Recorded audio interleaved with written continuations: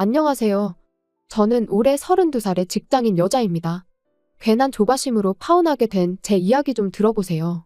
몇 년 전부터 친하게 지내던 친구들이 하나둘씩 시집을 갔어요. 그리고 계속 그 모습을 보다 보니 저도 모르게 조바심을 느꼈던 모양입니다. 그래서 저도 만나고 있던 남자친구와 결혼 준비를 시작했는데 괜한 짓이었지요. 하마터면 멀쩡한 집을 고스란히 갖다 바칠 뻔 했거든요. 바보도 아니고 어떻게 그럴 수 있냐고 하시겠지만 저도 이번에 알았어요. 사기를 당하는 게 당하는 사람이 멍청해서가 아니라 사기치는 인간이 치밀해서라는 걸요.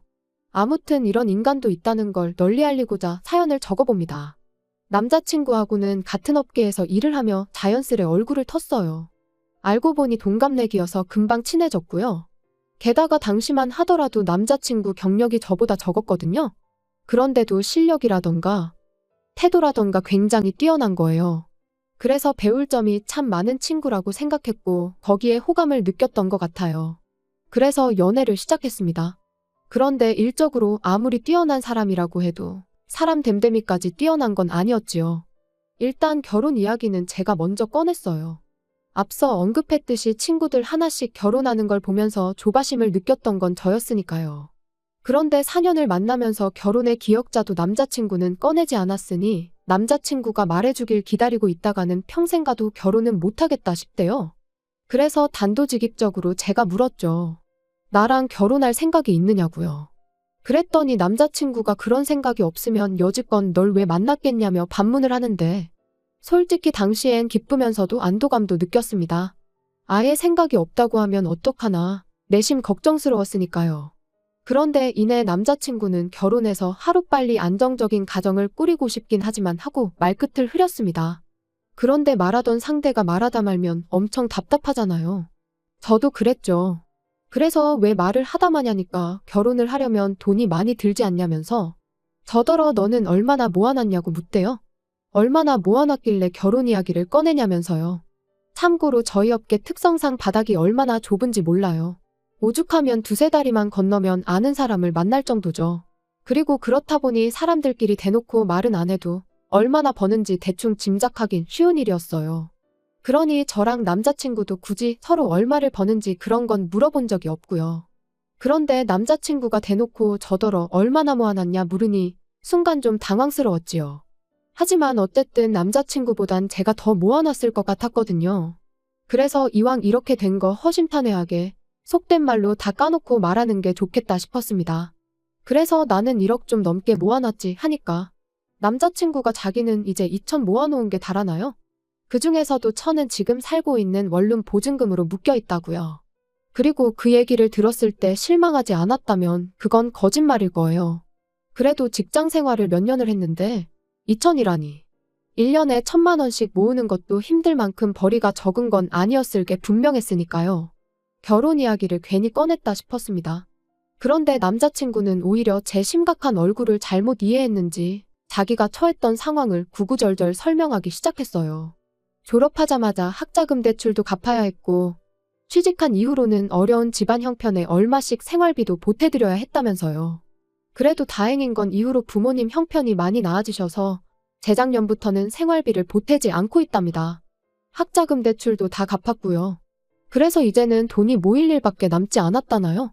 그러면서 우리가 같이 힘을 합치면 1억 모으는 건 금방이라는데 그게 묘하게 설득력 있게 들렸어요. 실제로 제가 아는 남자친구는 허튼데 돈 쓰고 그러는 사람은 아니었으니까요. 그래서 마지막으로 남자친구한테 그럼 이제껏 돈 때문에 한 번도 결혼 이야기를 꺼낸 적이 없던 거냐고 물었습니다. 그랬더니 맞대요. 자기가 그래도 남잔데 통장에 한 1억은 만들어지면 그때 얘기하려고 했다고요.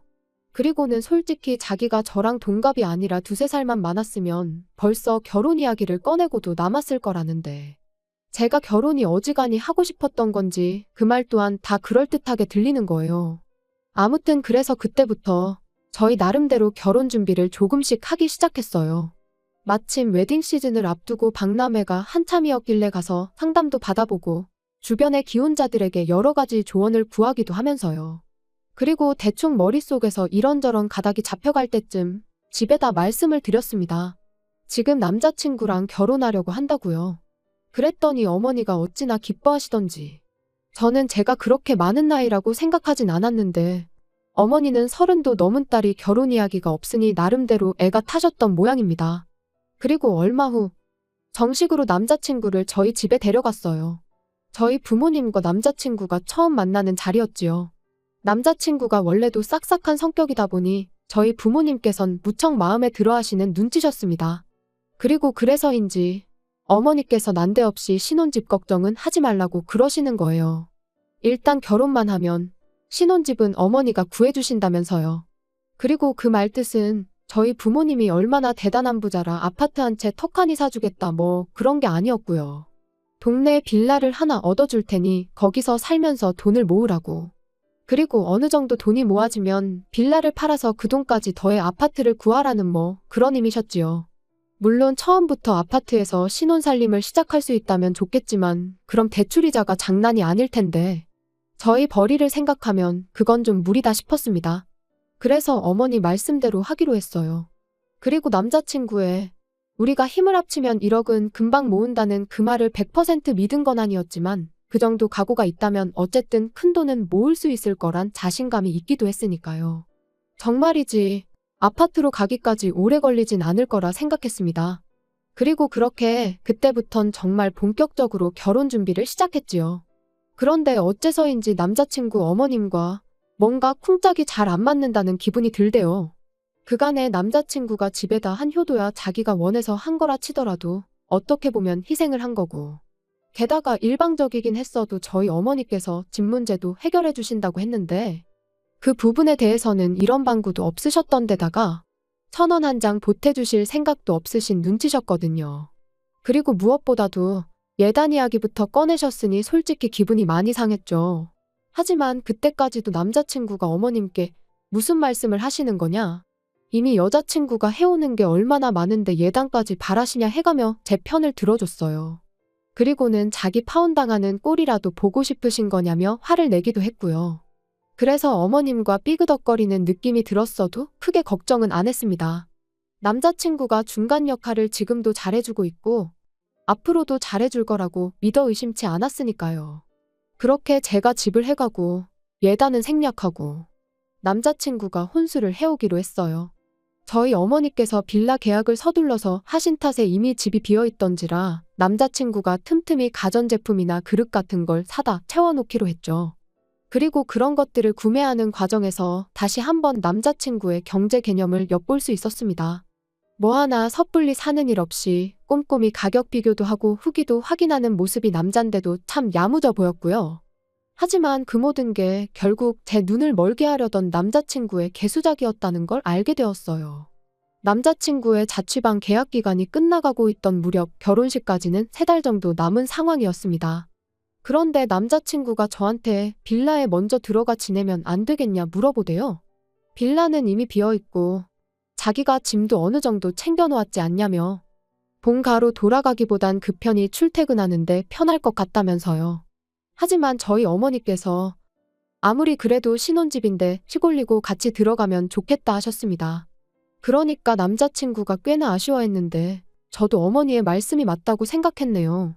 남자친구가 먼저 빌라에 들어가면 남자친구 어머님 입장에선 와보고 싶으실 수도 있고 그럴 수도 있잖아요.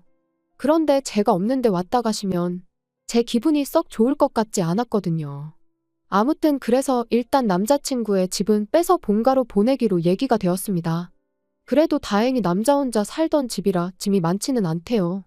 그래서 1차로 짐 정리가 끝나자마자 남자친구가 먼저 본가로 향했고 저는 혼자 남아 자질구레한 것들을 정리하기 시작했어요. 만약 그때 그 자질구레한 것들을 정리하지 않고 대충 어디다 처박기라도 했으면 전 지금쯤 빼도 박도 못하고 웨딩 마치를 올리고 있었을지도요. 큰 짐이 빠져나가고 빈 방을 보니 제 방도 아닌데 기분이 싱숭생숭했습니다. 하지만 언제까지 감상에 젖어 있을 건 아니었으니 얼른 다시 정리를 시작했어요. 그러다 남자친구의 통장을 발견했는데 잡동사니들 밑에 깔려있는 걸로 봐선 통장 정리를 한참 동안 안 했겠구나 싶었죠. 그래서 별 생각 없이 상자에 옮겨 넣으려다가 문득 그래도 마지막에 정리했을 땐 얼마나 모여 있었을까 궁금해지대요. 그래서 통장을 열었는데 그 순간 큰 배신감에 잠깐이지만 파혼해야 하나 생각이 들었어요. 마지막 통장 정리가 반년 전이었는데 잔고가 5천만 원이 넘게 찍혀 있었으니까요. 그리고 그때 방문이 벌컥 열리더니 남자친구였습니다. 당장이라도 숨이 넘어갈 것 같이 핵핵댔지요. 남자친구의 자취방부터 본가까지는 왕복 1시간이 걸리는 거리고 짐까지 내려놓고 왔으니 좋게 2시간은 걸렸어야 했습니다. 하지만 20분 만에 돌아왔다는 건 아마도 운전하다가 갑자기 통장이 생각났던 모양이돼요. 그리고 아니나 다를까 한 손엔 통장을 들고 얼빠진 표정을 하고 있는 저를 보자마자 남자친구는 오해랍니다. 그리고는 자기가 다 설명할 수 있다나요? 그리고는 하는 말이 그때는 그 돈이 정말 있었지만 지금은 없답니다. 이미 학자금 대출을 갚고 하는데 써서 없다고요. 그 이후로 통장 정리를 안 한 것도 학자금 대출로 목돈이 빠져나가느라 잔고가 훅 줄었을 텐데 그걸 보고 나면 속상할 것 같아서 일부러 안 했다나요. 그렇냐고 알겠다 대답하곤 요 앞 은행에 CD기가 있으니 같이 가서 통장 정리 좀 해보자고 했어요. 그랬더니 남자친구는 지금 정리하고 하느라 바쁜데 굳이 뭘 거기까지 다녀오냐 그래봤자 1,000만 원밖에 안 남아있는 걸 뭐하러 정리까지 하냐 해가며 어떻게든 안 가려고 하대요. 그래서 그럼 지금 핸드폰 꺼내서 은행 어플에 들어가 보라고 했습니다. 다른 건 안 보고 잔고만 보면 된다고. 우리 결혼할 사이인데 그 정도는 내가 확인할 수 있는 거 아니냐고요. 그랬더니 남자친구가 갑자기 목에 핏대를 세우며 저더러 말 잘했다고 우리 결혼할 사이인데 자기를 못 믿냐면서 그렇게 집요하게 굴어야겠냐는데 먹긴 놈이 썩낸다더니 남자친구의 모습이 딱 그 꼴이다 싶은 게 정말 뭐가 있구나 하는 확신이 들었습니다. 그래서 확인해서 네 말대로 정말 1,000만 원만 있는 거면 내가 전부 다 사과하겠다니까. 글쎄 이제는 핸드폰을 부모님 집에 두고 온 것 같다나요? 어떻게든 상황만 모면하려는 모습이 어찌나 꼴사납던지요. 아무튼 그래서 그런 가서 가지고 오자며 남자친구한테 앞장서라 했습니다. 그런데 그때 본가에 두고 왔다던 남자친구 핸드폰이 남자친구 주머니에서 요란스럽게 울려대대요. 결국 남자친구의 핸드폰을 열어 잔고를 확인했는데 화면에는 7천만 원이라는 큰 돈이 찍혀 있었어요. 5천만 원도 어이가 없었는데 7천만 원이나 되니까 기가 막혀서 말이 안 나왔지요. 남자친구 말 맞다나 방 빼고 보증금까지 돌려받는다 치면 전부에서 8천이라는 소리잖아요. 그리고 그때부턴 남자친구가 태도를 달리했습니다. 실실 웃으면서 뻔뻔하게 생각보다 돈이 많으니까 좋지 않냐고요. 하지만 만약 제가 그 통장을 발견하지 못했다면 이 돈의 존재는 알지 못했을 거고 그럼 남자친구는 처음 말한 대로 2천만 원만 들고 저에게 장가를 왔을 거라 생각하니 솔직히 괘씸하단 생각밖엔 안 들었지요. 한참 동안 말없이 남자친구만 노려보다 왜 잔고를 숨겼냐고 물었어요. 그랬더니 하는 말이 비상금이었다나요? 그리고 이때도 처음엔 그럴듯하게 포장을 하대요. 집에 무슨 일이라도 생기면 그때 저한테 주려고 했다면서요. 하지만 아무리 그렇다고 하더라도 결혼이라는 큰일을 앞두고 결혼할 여자가 1억을 모았다는데 자기도 8천이나 있으면서 거기서 6천을 누락시키는 건 말이 안 되잖아요. 그래서 제가 거짓말하지 말라고 하니까 자기도 뭐 때문에 짜증이 났는지 갑자기 언성을 높이며 말하길 요즘 여자들은 시댁에 1,000원짜리 한 장 주는 것도 아까워한다더라. 너도 우리 엄마가 예단 얘기하니까 기분 나쁜 티를 팍팍 내지 않았냐. 그래서 나도 말 안 했다. 나중에 우리 부모님한테 뭐 돈 들어갈 일 생기면 너한테 아쉬운 소리 하기 싫었다. 그러니까 한마디로 자기 돈은 꼭 쥐고 있다가 자기 부모님한테 드릴 생각이었던 거죠. 그래서 됐다고 더는 할 말 없다 했어요. 그러니까 알겠다면서 일단 집에 가서 쉬라는데 말귀를 못 알아들었구나 싶어서 헤어지잔 소리라고 했더니 눈이 휘둥그레해져서는 이게 헤어질 일이냐입니다. 어쨌든 제가 이제 돈은 다 알게 되었으니 그냥 결혼자금으로 쓰자면서요. 그래서 돈이 문제가 아니라 너의 그 썩어빠진 사고방식이 문제라고 했어요. 그리고 시작부터 이렇게 신뢰가 박살이 났는데 결혼이 가당키나 하냐고요. 그리고 그렇게 집을 나왔습니다. 이사짐이 많지 않다고 해서 제 차를 빌려줬는데 차 안에 남자친구가 싣고 갔던 짐이 그대로 있길래 알아서 가져가라고 그냥 주차장 바닥에 대충 던져버리고 돌아왔어요. 슬프기보단 분해서 울었는데 어쨌든 딸이 눈이 팅팅 부어서 집에 들어오니 부모님이 무슨 일이냐 남자친구랑 싸웠냐. 결혼 전엔 원래 많이들 싸운다 그러시대요. 그래서 자초지종을 말씀드리니 부모님도 저만큼이나 황당해하시며 뭐 그런 야가 빠진 놈이 있냐며 크게 노여워하셨지요. 문제는 집이었습니다. 저희 결혼이 깨질 거란 건 그 누구도 상상하지 못했던 일이었기에 이미 집은 제 명의로 되어 있었으니까요. 그래서 고민 끝에 어차피 언젠간 하려던 독립이었으니 제가 가서 살기로 했습니다. 그리고 그날부로 결혼 준비하면서 예약했던 것들도 다 취소했어요. 그리고 몇 곳에서 남자친구에게 확인차 연락을 했는지 남자친구가 전화를 걸어와서는 어떻게 일방적으로 그럴 수가 있냐면서 길길이 날뛰더라고요. 그래서 다 끝난 마당에 뭐가 좋다고 머리 맞대고 상의까지 하길 바라냐고 쏘아붙였죠. 그랬더니 여기저기 걸어놓은 계약에 들어간 계약금이 얼만지나 아냐면서 전부 다 내놓으랍니다. 그중 몇 개는 특가로 나왔던 것들이라 환불도 전혀 못 받는다면서요. 하지만 뭐 제 알바인가요? 네가 알아서 받아내던지 하라고 했어요. 참고로 예약도 원랜 다 제 이름으로 하려고 했는데 돈을 꿍치면서 일말의 양심이 남아있었는지 제가 집을 해오니 그런 건 자기가 하겠다면서 자기가 계약자로 사인하고 돈 보내고 다 했거든요. 그리고 내 집에 사다 놓은 물건들도 현관밖에 내놓을 테니 다 가져가라니까. 제 취향에 맞춰서 산 것들인데 자기가 가져가면 뭐하냐고 저더러 자기한테 살아나요? 돌았냐고 중고로 팔던지 사랑하는 너희 부모님한테 선물로 드리라고 했습니다. 그랬더니 전화기 너머로 저 때문에 얼마를 손해를 본 줄 아냐면서 아주 울고 짜고 난리도 아니었어요. 그래서 저도 그 돈 몇 푼이 문제냐고 하마터면 나는 사기꾼한테 집 갖다 바치고 평생 같이 살 뻔했다고 소리를 질렀죠. 그 뒤로 몇 번이나 남자친구한테 전화가 왔지만 전부 다 무시했어요. 그렇게 한 일주일을 내리 전부 씹었더니 급기야는 집으로 찾아오대요. 그래서 결국 저희 아버지가 야구방망이를 들고 저 대신 나가셨습니다. 그랬더니 남자친구가 쫄았는지 더는 연락하지 않네요. 이쪽 업계가 바닥이 좁다 보니 원하지 않아도 금방 저희가 파혼한 게 소문이 날 겁니다. 그게 조금 걱정이긴 해요. 남자친구가 워낙 사회생활을 잘하니 어떤 프레임을 저한테 씌울지 두려운 거죠. 그래서 제가 먼저 적극적으로 파혼한 걸 이야기하고 다녀야 하나 싶기도 하고. 아무튼 남자친구가 마지막으로 저한테 한 말이 너 때문에 쫄딱 망했다는 소리였는데 남자친구 소식을 다시 듣게 되는 날이 온다면 진짜로 쫄딱 망했다는 소식이었으면 좋겠네요.